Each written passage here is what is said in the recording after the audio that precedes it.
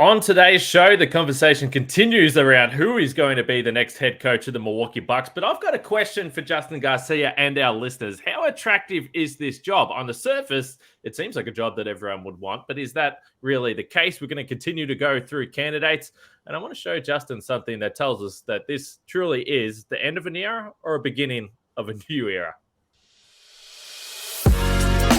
You are Locked On Bucks, your daily Milwaukee Bucks podcast, part of the Locked On Podcast Network, your team every day. You are Locked On Bucks. My name's Kane Pittman. You can see and hear me on this show Monday to Friday, and also find my work over at ESPN. And alongside me from the Bucks Radio Network and this show every single week as well, it's Justin Garcia. He's got a little bit more time on his hands than we hoped he would have, because we would like to be plugging the fact that we have got a partnership with the Sirius XM Radio network right now, but there's no Bucks games to listen to. That's a shame. But you can listen to the other teams across the league. Today's episode is brought to you by Prize Picks. First-time users can receive a 100% instant deposit match up to $100 with the promo code Locked On. That's prizepicks.com, promo code Locked On. We thank everyone for making Locked On Bucks your first watch or first listen. And there was plenty of people listening over the weekend, whether it was the show with Howard Beck last week, whether it was a show with Frank breaking down the news that Mike Budenholzer and the team have parted ways. There was plenty of news, and I think the news is only going to continue. So especially to the everydayers who listen to every single show and are with us and in the comments every single day, we appreciate it. It keeps the show ticking along. So, drop a subscription, a like, a comment, all those things. It's free to do, and it really does help us a lot. So that's the little way you can help us with this show. Now, I mentioned the fact that perhaps the Bucks are entering a new era, or it's an end of an era, and I like to be a little bit more optimistic. So I like to say we're entering a new era, and that might be a little dramatic, but when you change head coach, it's a key pillar of what this franchise has done over the last 5 years. And I saw something over the weekend that I'm going to bring up on the screen. It tells me that we're entering a new era. Did you see this photo of Giannis, Justin? I did. He's cut his hair off. This is young Giannis, by the way. He looks like he's about 25 years old here. Hasn't even entered his prime. Giannis has cut the hair off. I think this is terrifying for the NBA. I saw that earlier today, and then either yesterday, I think it was, I saw the other one of Giannis with two Bucks fans outside of, I don't know if it was a gas station or something. It was the first one that I saw, and you had to inspect it quite a bit. Like, wait, is this real? Like, is this from now? Yeah, or is this an old picture? So, it's weird to see Giannis that clean cut up top. So maybe, Giannis is just we're gonna see the new rejuvenated Giannis. That's the same version as when Bud arrived and he won his back-to-back MVPs. It's like, this pretty well as a big fan of the sweet science. It's like CM Punk, how he would always transform himself and change his hairstyles. Maybe that's what Giannis is doing here. Well, I did see someone on Twitter, and I don't have the tweet in front of me, so shout out to this account, but they said Giannis is just shaving his hair so he can shoot jump shots like he did as a rookie or in his second year, and there was a highlight package there where it was a really beautiful looking jump shot that he had there. Low volume, but definitely. Okay, I'm glad you pointed the last thing out, because that seems to be the one, like, myth might be a little too strong, but we point to, like, oh man, look at how Giannis's jump shot was ruined. He didn't take a high volume of jumpers, and it still wasn't great in the mid-range. So maybe it was better, but it wasn't like, holy cow, he was a knockdown shooter before. He did also grow. His body's changed a lot since he was as a rookie, so things changed there as well. But anyway, we are here to talk about the head coach. So let me ask you this question right off the top. It's something I've been thinking about over the weekend, and as I said, right throughout this week, we're going to have podcasts about the different candidates. We'll get to some of those, and I'll ask for your thoughts later on in the show. But we're going to try and get a podcast with someone that knows far more about Nick Nurse than me. It might be Ty Lue, might be Frank Vogel as well. So we're going to do a bunch of different shows for each of the candidates. It's going to be some fun stuff. But let me just ask you this question. Do you think that this Milwaukee Bucks head coaching role is one that people will be absolutely falling over each other to try and get? How attractive is this job? As long as you have Giannis, it's an incredibly attractive job. And I get the uncertainty, and Brian Windhorst talked about this at length on Friday. I get there's uncertainty of, is it 2 years of Giannis? Is it more?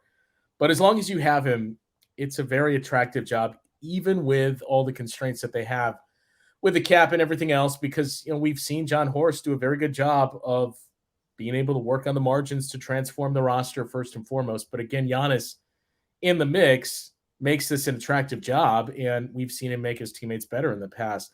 The other thing to point to is, obviously, we don't know everything yet, and more moving parts could be there depending on the semifinals here and if teams are out early. But when you look at the other jobs that are out there, the Atlanta Hawks would have been not necessarily Bucks level, but that's an interesting roster. They have a coach now. We saw the Houston Rockets, who could win the lottery and get Victor Wembanyama and have a lot of young players as well. They have a coach now. So it also comes down to what's going to be out there. The Raptors are out there. There's no real star player, not to take anything away from Pascal Siakam. Fred VanVleet is a free agent. So it also has to do not maybe necessarily with how great of a job the Bucks are in terms of the roster, but what are the other options that are out there right now? So I think if you're a head coach, you have to have let's say some level, but a high level of confidence in what you think you can build at a franchise. So I would have to imagine that any coach that's going into this role is thinking, okay, if I get Giannis at my disposal, and maybe they've been somewhere else, and maybe it is someone like Nick Nurse that understood what it was like to have a Kawhi Leonard and then understood what it was like to not have Kawhi Leonard. So I think we talk about coaching, and there are definitely coaches that on the margins improve their teams every single year. And yes, we just saw one of them in the first round, Eric Spoelstra. But I also think the talent and the superstar talent in the NBA is still the number one most important thing you need for a contender. I don't know. That's how I look at it. Yeah, I mean, like we said, there's 2 years of Giannis. On the surface, there's 2 years of Drew Holiday as well. And you have some big decisions to make in free agency as well. But to have Giannis, and again, maybe some other teams that are currently in the playoffs, maybe they'll make a coaching change, and that's something you would look at and say, well, it's, maybe I have a little more long-term security with a star player than we do with Giannis as of this moment.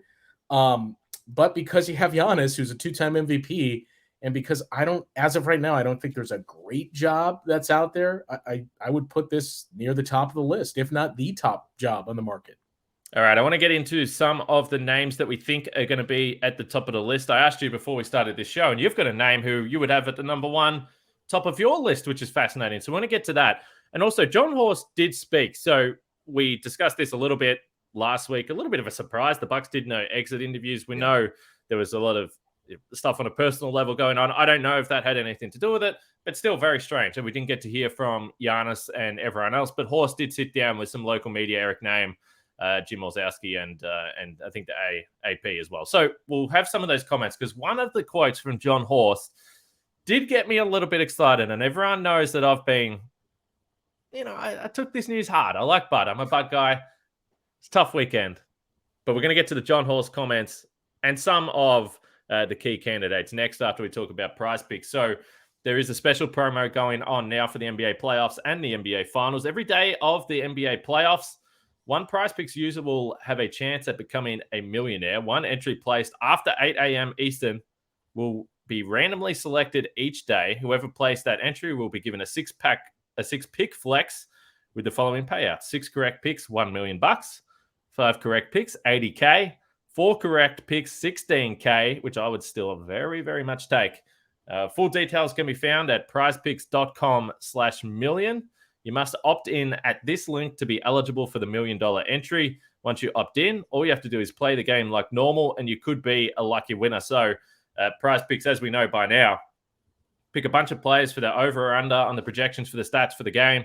It doesn't have to be basketball as well, obviously, if that promo does, but there's different sports. NFL, obviously, off season now, but baseball, hockey, golf, all the college sports as well. So download the Prize Picks app or go to prizepicks.com to sign up and play daily fantasy sports. First-time users can receive 100% instant deposit match up to $100 with the promo code Locked On. Don't forget to enter the promo code Locked On at sign up for an instant deposit match up to $100. That's Prize Picks. So as I teased off the top, right through this week, we're going to have different conversations about the different coaching candidates that are potentially in the mix for the Bucks. We've just discussed the attractiveness of this potential role, but let's get to Jon Horst comment. So I've got a screenshot here I want to pull up because this was the quote that I think if you're a Bucks fan, you go, okay, all right. Is there some risk with a new head coach? Absolutely. But what are the reasons you would be excited about it? So Jon Horst said, I think more than anything, I learned the value of having a great partner, the value of having alignment, and the ability to work day in, day out toward a common goal means everything. Then he went on to say, I think that's where the refocus and re-energize opportunity comes, to look at this team in a different way and look at this opportunity in a different way and hopefully unlock some more potential within this team. So I like that quote because I think it covers both things that I look at this head coaching role and say, okay, well, what are the reasons to be optimistic about who they're going to hire? First, I think they're going to be careful about the type of person and type of personality they bring into the organization. Because say what you will about Mike Budenholzer, he was an absolute stabilizing presence for a franchise that, in my opinion, really needed it from head coach. So I think they're going to be careful about the personality they bring in. And then secondly, that is the benefit. You have a coach for 5 years. They obviously did great things. But you say, okay, well, what can a different mind who's been sitting back and watching Giannis play basketball and watching Drew Holiday and Brooke, all these guys, maybe some of the role players, how can they get maximum potential out of them? I think Bud did a great job of maximizing potential, but some new ideas, some fresh looks, and perhaps unlocking something that's been untapped. If you're a Bucks fan, that has to get you a little bit excited. Yeah, I agree. And I was wondering if that was the part of his media session you were going to point to when you said something really struck you. And I think we're aligned too in that, it wasn't a great day to see Bud dismissed. And I am glad that it does seem there's more and more Bucks fans in the most recent days, in the days that have passed since his firing, that have kind of realized, Bud was a good coach. And I know we can pile on, and especially after a first-round exit, you have a contingency that's going to label Bud as a bad coach and everything else. But I am pleased that a lot of fans have realized, no, he was a good coach, and he brought us a title. You can criticize everything that Bud's done, but we talked about this 2 years ago. He made those adjustments. Maybe he's not an in-game adjustment guy, but he made adjustments throughout the course of the series and cleaned up everything that you would have listed as a pain point. I thought he did a tremendous job in that run to the championship in 2021. He's one of two coaches in franchise history to bring this franchise a championship. But, aside from that, maybe the most important thing that he brought here, which kind of speaks to what Jon Horst said, was he installed a system and he made the Bucks a perennial contender, which, you grew up with the Ray Allen era, any of us that grew up with that Bradley Center era, to think not just that the Bucks would win a title, but to think this team would be a contender year in, year out is something that would have been a foreign concept and crazy. And Bud was a reason why that happened, that he unlocked the potential in Giannis. Now, would Giannis have gotten there without him? Probably, but Bud really maximized everything that he did, installed a system, and saw guys take their game to the next level. So I'm glad that he is getting that recognition now. But, it's no different to look at that quote from Jon Horst than any of our day-to-day jobs. I work in analytics, and a lot of times after a couple of years, you'll kind of look for a new voice because you get stuck in doing things the same way, even if it's working, of, hey, we need a fresh set of eyes that say, maybe we should analyze or interpret this way, and maybe we should take these things into account. And that is, I think, the biggest thing to look forward to here with a coaching change. It's going to come with risk. And we've all kind of outlined that as well, that, look, you knew what to expect with Bud. As much as you want to harp on the playoffs, you knew what to expect, and he kept you at that sustained level. So this is going to come with risk to make this head coaching change. But bringing in a different perspective, I think it would be tough to argue that at this point, this group wasn't in need of that. Yeah, and that's why I think, because, you touched on something that we see a lot in the YouTube comments from fans that didn't like Bud as a head coach. And that's fine. That's your opinion to have. But we see a lot of, no. The Bucks won a title despite Bud, right, which I think is just about as disrespectful as you can possibly get. Like, that's rubbish. And and most of the time it comes from the perspective that Bud was holding Giannis back, or Giannis was the only, I just don't buy that. Like, Giannis is the best player in the world. Like, he will help any coach get to a level. So it's no disrespect to Giannis, but I think if you look big picture about where the franchise is now and Mike Budenholzer leaves, it's unquestionable that they're in a better state than they were when he arrived. And look at Jason Kidd. Do you think the Bucks were getting to the finals and winning a title with Jason Kidd? Hell no. Look at where he's at in Dallas. And that's just one example, but that's the most recent example we saw with this team. So I think when you look at the previous coaching hires they've made and then they've had Bud, that's what I think will be important and should give you some comfort for the Bucks. I think the ownership, the GM, the players, everyone have an understanding of what type of personality and what, whether it's experience level, can bring a winning environment to the entire franchise. So I'm excited to see what name they do bring in. One other thing that Jon Horst said is that the players weren't involved in the coaching decision. Do you buy that at all? I believe that the player, I believe there was no involvement in the sense of players saying, hey, he's got to go, or asking, hey, should we fire this guy? I mean, I believe there was involvement just in the case of like notifying and, hey, here's where we're headed. But yeah, I mean, I don't think this was hey, the players are determined in this type of thing. So a couple of things, and I always say this, we work in the media, but I think sometimes you see some quotes and you say, okay, I need to take that with a little bit of a grain of salt. Like Jon Horst isn't going to come out and say, oh yeah, we asked Giannis. Yeah. And he said, but I think if you're a Bucks fan, I think we can all sit back and say, Giannis was aware. Giannis didn't get a Woj notification and then think, oh, the head coach is gone. Like, if you're the Milwaukee Bucks, everything you're doing has to be, and Giannis in the past has said, I don't like to get involved too much. Yeah. That's fine. And, that's why we love him. That's a great personality trait that he's got. He's trusting. Some people would say maybe he should be a bit more assertive. But if you're the Bucks, surely every decision you're making is funneled through Giannis, and he gives a tick. Through Giannis, and I mean, I would assume there's a chain of command as well, where it probably trickles a little lower as well to maybe it's just the notification purposes, but like there's some communication there. And I suppose Jon Horst too, if he wanted to, could have said something too to like Giannis and Drew and a handful of guys like, hey, do me a favor, just tweet out something like what? Just as if you're surprised when the news comes across. Yeah, no, that would be, imagine that. There would be days and days of TV headlines if something like that happened. Well, Damian Lillard was surprised by the move. He did tweet something out there. All right, so the Bucks said that they're going to take their time with the decision as well, which is fascinating. So you mentioned something that's interesting to me, and as we sit here, the Suns level up the series 2-2. So I was having this discussion with someone about who are the coaches right now in the postseason that they could be a vacancy, because when you're down to the last 8 teams, a lot of the times guys are pretty safe. I saw a pretty crazy social post. I think it was an ESPN social post where it said the only coaches that have been on the sidelines since before 2018-19, and it was Popovich, Spoelstra, Mike Malone, Steve Kerr. So only 4 head coaches across Malone. Be careful, Michael Malone. Yeah, across the 4. The 4 head coaches across the NBA. So there's been a lot of turnover. Mm-hmm. I don't know about Doc Rivers. I don't know about Monty Williams. I don't know about Michael Malone. There could be more vacancies, is what I'm getting at. So I wonder if that would speed up things. Those 3 teams would seem to make the most sense. It seems like the Celtics immediately just ripped the interim label off of Joe Mazzulla. So I don't see anything happening there.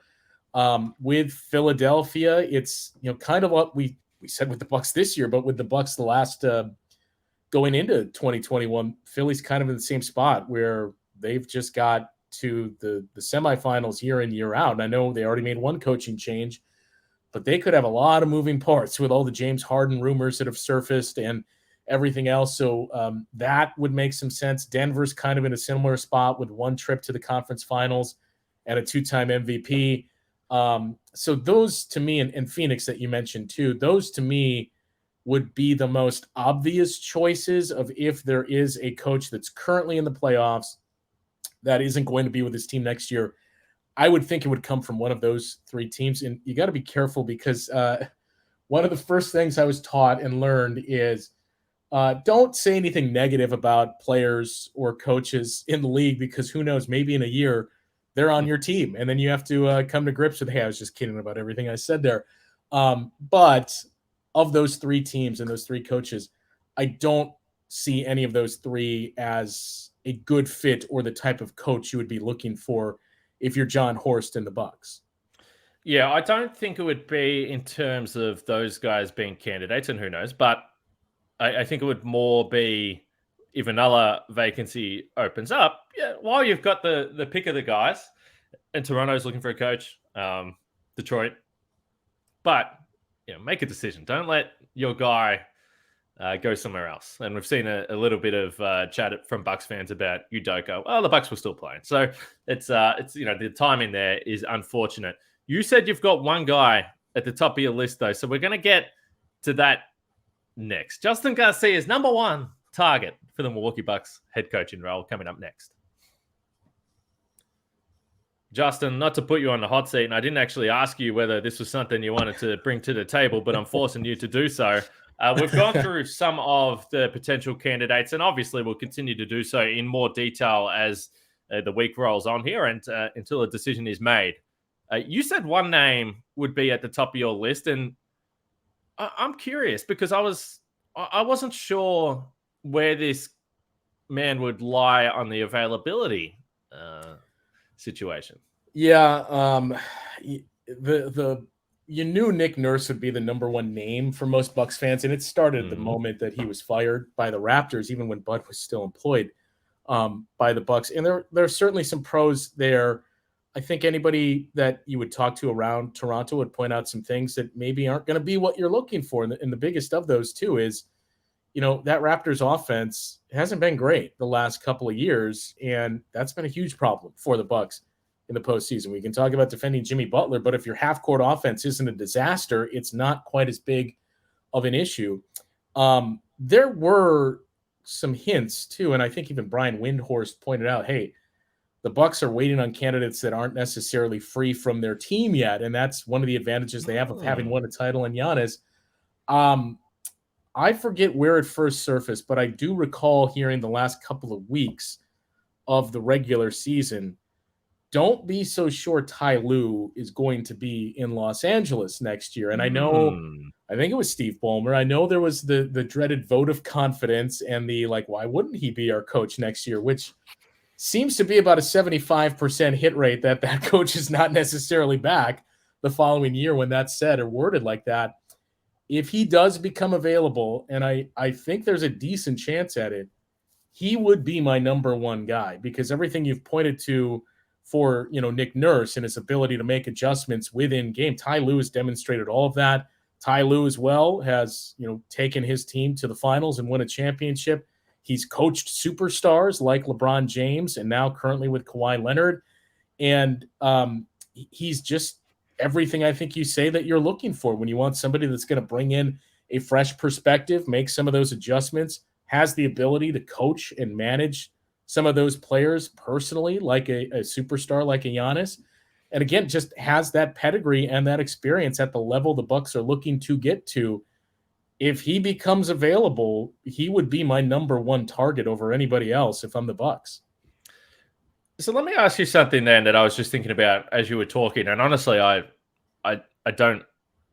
think it seems pretty simple, but I'm not sure. So if the Clippers, and I don't understand why the Clippers would want to move on from Ty Lue, but that doesn't make a lot of sense to me, which is why I've been kind of cooling my jets on the idea of him as a Bucks coach, even though I think it's a very attractive name based on what he's been able to do with a team that has just never been healthy.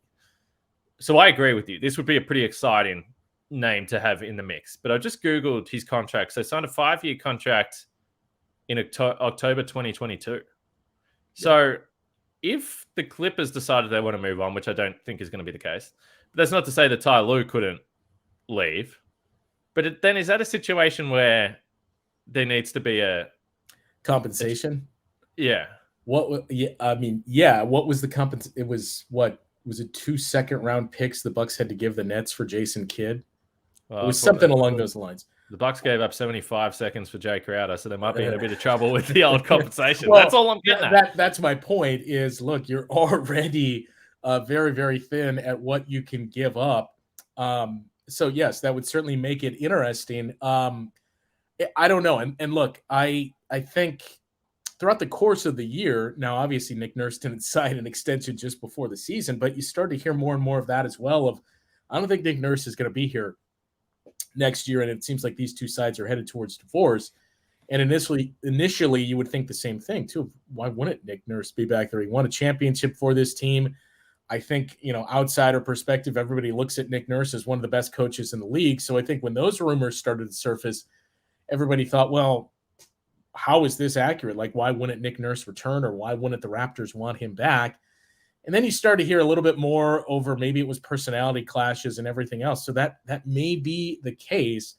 I don't have the exact, and this is the worst thing to cite, I don't have the exact date or source to cite it, but there have been some rumblings. And again, it started at the end of the regular season of, I'm not so sure that Ty Lue is going to be the guy here in Los Angeles again next year. Yeah, fascinating. That is obviously, again, I totally agree with you. That's a name that I'd be very interested in, but it doesn't sound like, or it doesn't seem like on the surface it would be the most easiest of paths to sign a head coach compared to someone that doesn't have a job right now. So we'll see.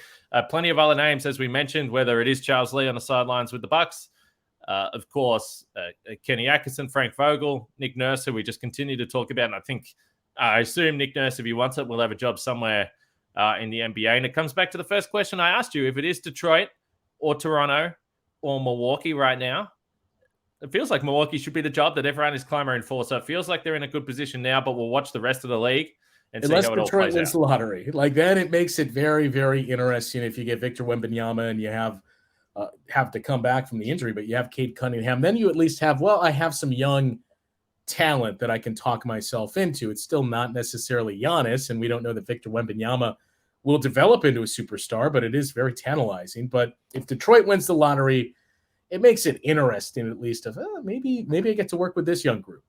Yeah, and certainly a lower pressure bar as well. That's the one thing that we should touch on. For all what Bud did with this team, whoever takes this job, the bar is going to be a title, which is not because not easy. Bud's expectations were take us to the next level. We got to win in the first round. It's been 2 decades. Yeah. It'd be great to have. I mean, think about his first year. We were all saying 4 seed. We should shoot for a 4 seed, win a first round series. Like, those were the external expectations for Bud, and it's going to be title or bust for whoever is hired. All right, let us know after the weekend, after you've sat down and had a bit of a think about it, maybe the emotions have cooled a little bit. What are the Bucks going to do in the next few weeks? And as I said on this show, make sure you stick with us. The everydayers will, of course, we know that, because we're going to get into these candidates in a little more detail. So make sure you stick with us on Locked On Bucks. Drop a subscription, a like, a comment, and all those things. It's free to do, and it really does help the show that we're going to continue to grow over the off season. So we appreciate you all jumping in and your feedback. We'll be back tomorrow. As I said, some different guests throughout the week to go through these coaching candidates. It's an interesting time with the Milwaukee Bucks, but it's kind of exciting as well. So plenty to talk about. We'll catch you all tomorrow.